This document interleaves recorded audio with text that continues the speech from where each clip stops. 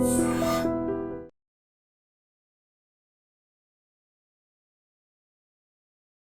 Hello నమస్తే and welcome to our channel. So ఈ రోజు మనతో పాటు స్టూడియోలో ఉన్నారు విజయ్ కరణం గారు, your personal financial advisor. Sir నమస్తే సార్. నమస్తే అండి. సార్ ఇప్పుడు normal SIP, step up SIP, ఈ రెండింటికి డిఫరెన్స్ ఏంటి సార్? జనరల్గా అంటే అందరికీ ఎస్ఐపిస్ అంటే ఇప్పుడు అవేర్నెస్ వచ్చింది. జస్ట్ మన అమౌంట్లో మన అకౌంట్లోకి వెళ్ళి అమౌంట్ డిడక్ట్ అవుతుంటుంది. మ్యూచువల్ ఫండ్స్లో ఆ అమౌంట్ క్రెడిట్ అవుతుంటుంది. బేస్డ్ ఆన్ మన ఇన్వెస్ట్మెంట్ నెంబర్ ఆఫ్ యూనిట్స్ అనేవి అలొకేట్ అవుతుంటాయి. స్టెప్ అప్ ఎస్ఐపి అంటే జస్ట్ మన ఇన్వెస్ట్మెంట్ని పర్సంటేజ్ వైజ్గా పెంచుకుంటూ వెళ్ళడం over the period of per year. అంటే ఈ ఇయర్ మనం ఒక 1000 రూపీస్ చేస్తే నెక్స్ట్ ఇయర్ ఒక 10% స్టెప్ అప్ అనుకుంటే 1100 నెక్స్ట్ ఇయర్ చేయడం. ఆ తర్వాత దాని మీద మళ్ళీ 10% అనమాట. అది స్టెప్ అప్కి నార్మల్ ఎస్ఐపికి డిఫరెన్స్. కానీ ఈ రెండిట్లో ఏది బెస్ట్ అంటే దానికి క్లియర్ ఆన్సర్ ఉండదు అనమాట. It depends on individual. ఎందుకు అంటే ఒక చిన్న ఎగ్జాంపుల్ నేను ఇక్కడ క్యాలిక్యులేషన్స్తో ప్రకారం చెప్తాను. ఇప్పుడు సపోజ్ ఒక 15 ఇయర్స్లో ఒక 1 ఇయర్ 15-16 ఇయర్స్లో ఒక 1 ఇయర్ కార్పస్ బిల్డ్ కావాలి అనుకుంటే నార్మల్ ఎస్ఐపిలో జస్ట్ 13,800 రూపీస్ మనం ఇన్వెస్ట్ చేస్తే 15% సిఏజిఆర్ వేసుకుంటే మనకు 1 ఇయర్ బిల్డ్ అవుతుంది. కానీ స్టెప్ అప్ ఎస్ఐపిలో జస్ట్ 5,900 రూపీస్తో స్టార్ట్ చేసుకుంటే మనకి over the period of 16 years 1 year అనేది కార్పస్ బిల్డ్ అయిపోతుంది.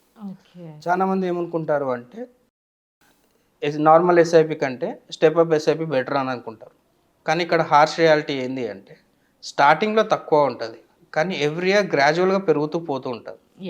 సో ఇప్పుడు క్యాలిక్యులేషన్స్ ప్రకారం మనం చూసుకుంటే ఇప్పుడు స్టార్టింగ్లో మనకి జస్ట్ పర్ ఇయర్ చూసుకుంటే 5,900 అని చెప్పాను కదా, మనకి పర్ ఇయర్ చూసుకుంటే ఒక 71,000 అవుతుంది.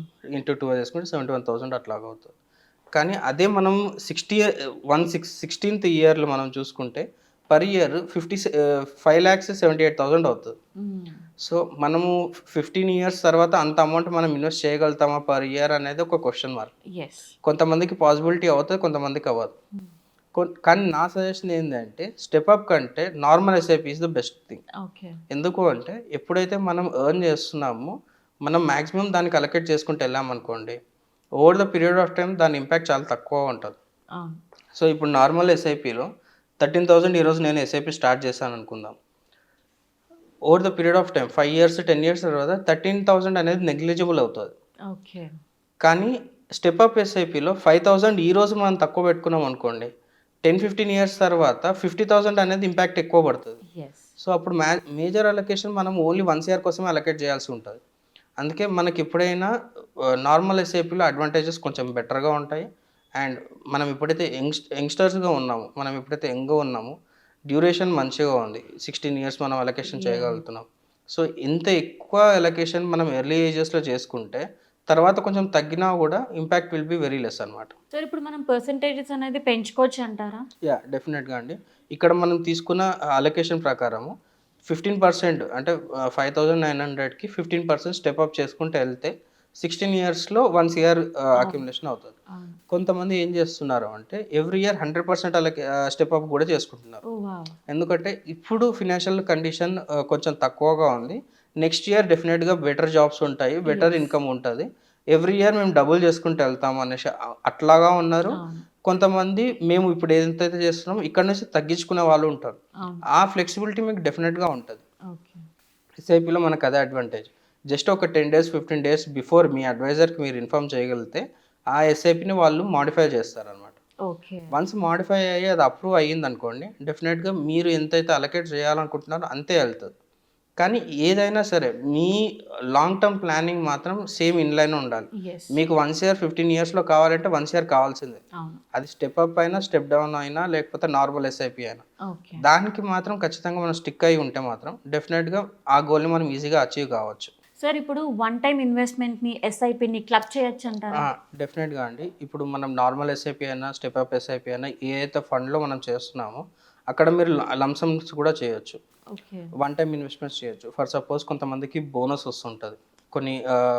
కొన్ని కంపెనీస్లో ఎవ్రీ ఇయర్ దివాళీకి కానీ లేకపోతే న్యూ ఇయర్స్కి కానీ లేకపోతే కంపెనీ యానివర్సరీ ఉన్నప్పుడు బోనస్లు ఇస్తారు.